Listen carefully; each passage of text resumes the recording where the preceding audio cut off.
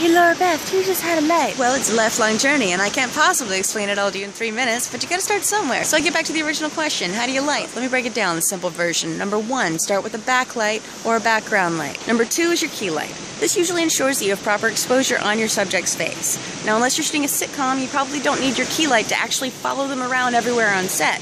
Give them some moments where they go into darkness and come back into a different key light. Look to your location to give you cues as to what might motivate that key light. Is there a lamp on the table? Is there a window? These are great sources for key light. But I'm telling you, use that shit sparingly, because if you have key lights everywhere, you're going to have a very uninteresting image. Number 3, fill light. Do we need it? Not always. I'll let you in on a little secret. At least half the time you turn on your key light, it's going to hit the wall next to your subject, bounce back in, and it's going to be your fill light. Do not assume you need a fill light no matter what all those old textbooks tell you. Number 4, move those lights around. I'm talking about the key light, the backlight, anything else you set up. Move them around. Fine-tuning is everything. Literally an inch, left to the right, up, down.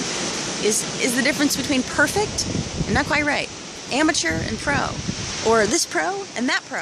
Every light you set up is going to look like ass until it doesn't. It's not the light's fault. It's about the placement. Number 5, do not be afraid to turn off lights. After all that work, take a step back and look honestly at what you've done. And if you need to turn off a light, if you need to cancel some crazy rig that people have been working on for 5 hours, if it is in the best interest of the gig, it's the best interest of the image, then that is the thing that you need to do. And don't be afraid. It's way more important for you to learn how to achieve a good image than to be concerned about being embarrassed. If you're learning, it's fine. Now, the 6th thing is take notes on everything you've done. Write down all of your lighting diagrams. At the beginning of the day, write a diagram for the lighting you think you're going to do, and at the end of the day, write down the actual lighting diagram of what really happened.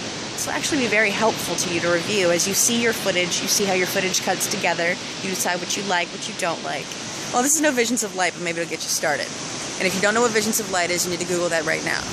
And if you don't know why I counted 1, 2, 3, 4, 5, 6, maybe you should Google that as well. Camera department.